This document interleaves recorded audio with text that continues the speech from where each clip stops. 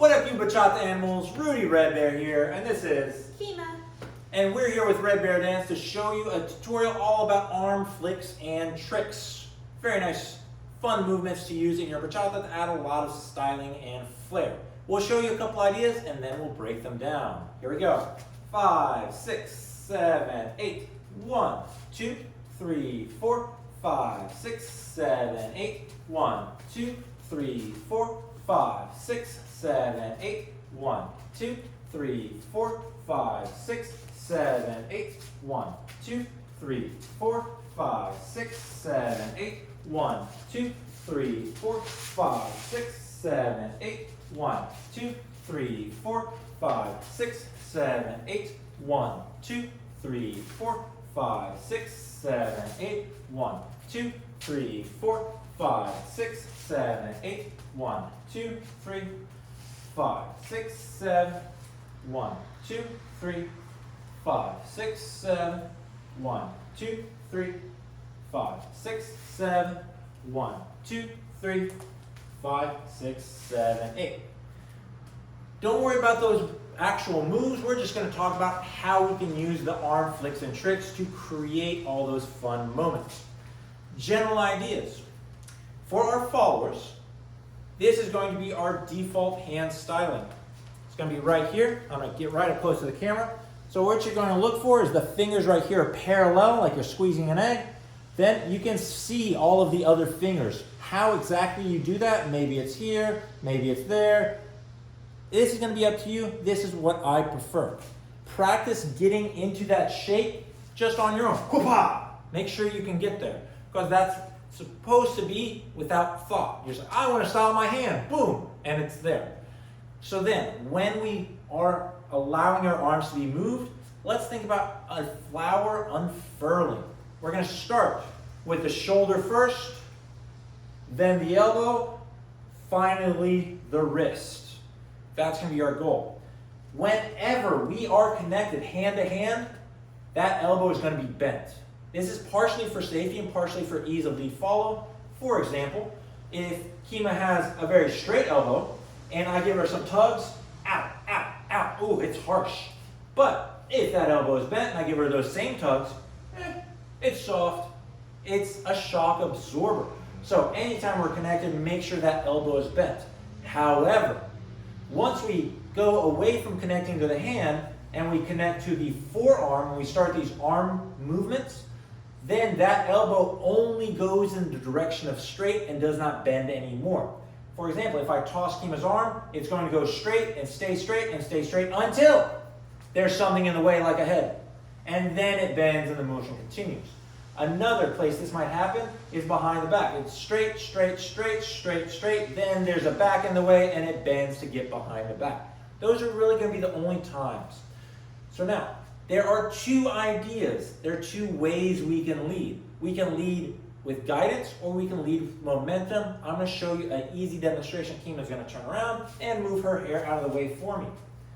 I'm going to press my hand into her back with some amount of pressure. Being a good follower, she's going to match that pressure and keep that pressure. If I move forward, she moves forward, keeping that pressure, keeping that pressure. If I move back, she comes back. Keeping that pressure, keeping that pressure. And you saw, we missed that just a hair because she wasn't actively pressing into my hand. She was just standing there. So as a follower, you do actively press into the hand. Kima, go ahead and do that. Very nice. There's a little bit of resistance to the motion. So now it's much clearer. Going forward, super easy. Coming back, she's going to maintain that pressure. See, no gap this time. Makes it a lot more clear. This is a guided lead. We give the direction slow and smooth versus a momentum lead where you give them a pulse of energy and then they carry that energy. And followers, when you get that energy, you carry it. This time, Kima's going to not carry it. See what happens. Oh, that's not what I wanted to do. I didn't want to lead like that. Or the worst is when they don't carry it and even spring back. And she's like, no, well, that's definitely not what I want to do. So as a follower, if a leader gives you some energy, carry it. Let the energy dissipate over time. And then we can do that same idea with our arms. For our arms, we can do this fun little exercise where we connect forearm to forearm only. And followers, being good followers, you're going to match the pressure the leader asks for. So wherever there's a connection, followers are actively pressing in. And then we can guide the arms. Followers, you're just maintaining contact the whole time. We can guide them, we can guide them, we can guide them in the same direction, we can guide them in different directions. And we can give that pulse of energy. And then it's up to our followers to carry that energy. Chemo, the arms are going to end exactly where they did at their home, perfectly. So if a leader gives you 100 units of energy, it's going to be 90, 80, 70, 60, 50, 40, 30, 20, 10, 0, back to home. These hands always come back to home. So let's practice this arm movement exercise. We're going to have a wide base for stability, and we're going to connect forearm to forearm only. And we can even practice with our followers' eyes closed so they can really feel all these motions. They can see, all right, what is moving, what isn't moving. Followers, your entire goal is to maintain a consistent amount of pressure until the leader gives you a pulse of energy, and then you carry all the way back home. And then leaders, we reestablish that connection. Followers, like a magnet, you keep it. Very good. And so we can do one arm, we can do both arms, we can really confuse our followers. Followers, if you put the hand behind the back, leave it there for 4 counts, see if the leader wants it, and if not, you bring it back to home. And the important part about our home position is there's a little bit of space all around it. It's about 2 inches all the way around. And this will ensure that leaders can establish a nice and safe connection without having to try to get up in there. It's kind of scary. I don't want to touch her inappropriately. So followers, give your leaders that chance to be appropriate. Have that space in your connection. And then we just move the arms around. We can also add a couple of weight shifts. We can add a couple of rotations. Followers, you're really just maintaining that contact and going with it. And then, with all of this, we can add the arm movements. Followers carrying that energy very nicely. So, this is how we control our arms, with guidance or with impulses, with momentum. So then a couple of ideas on movements we can do. 7, 8, single arm toss. 1.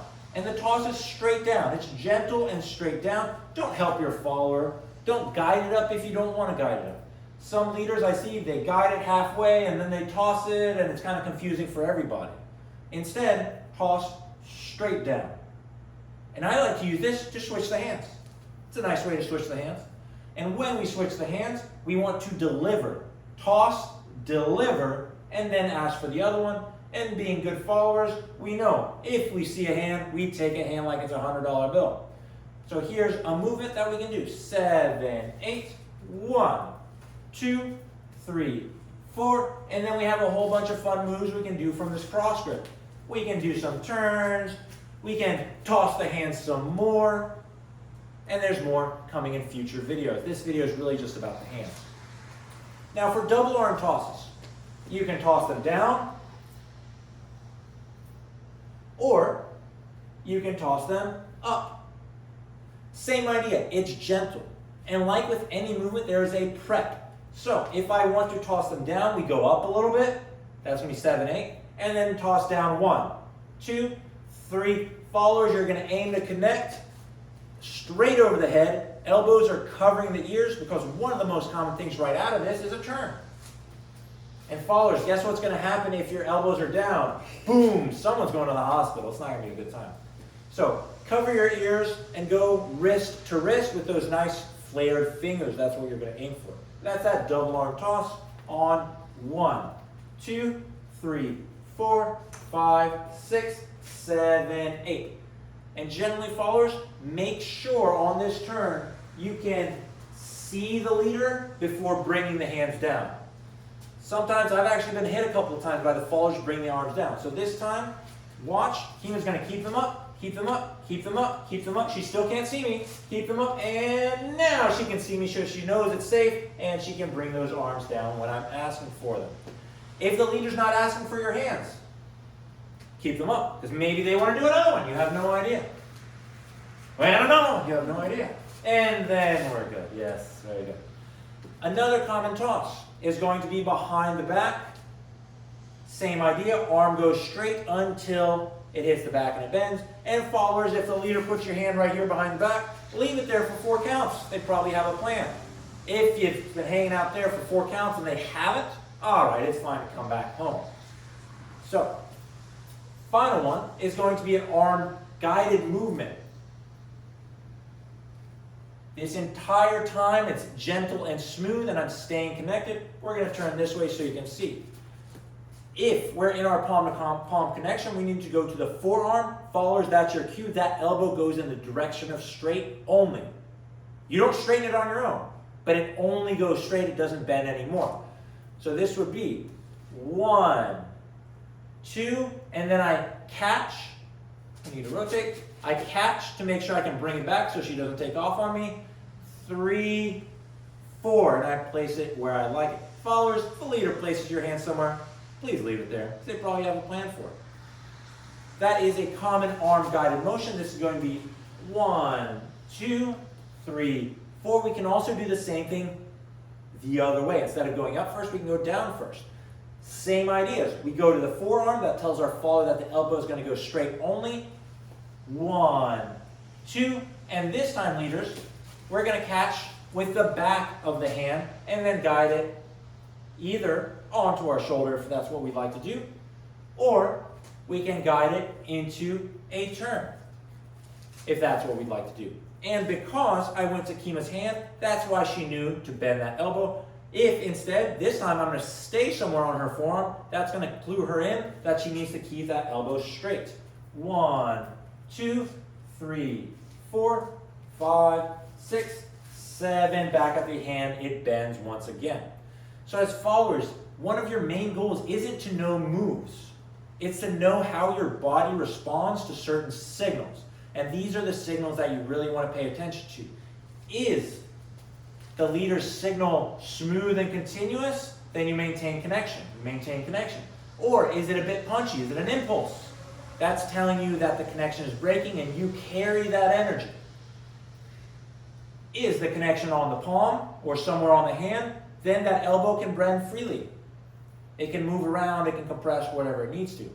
Is that connection primarily on the forearm, in which case the elbow only goes in the direction of straight and then stays there until there's a body part in the way.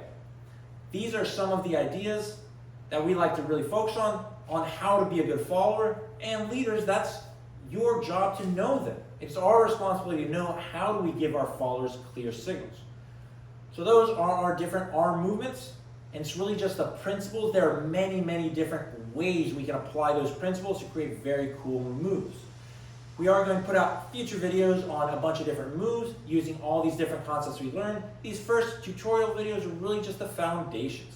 So if you have any ideas on what you would like to see in future videos, be they moves, or if you want me to break down certain concepts, please leave that in a comment down below and let us know how we can make these videos even better.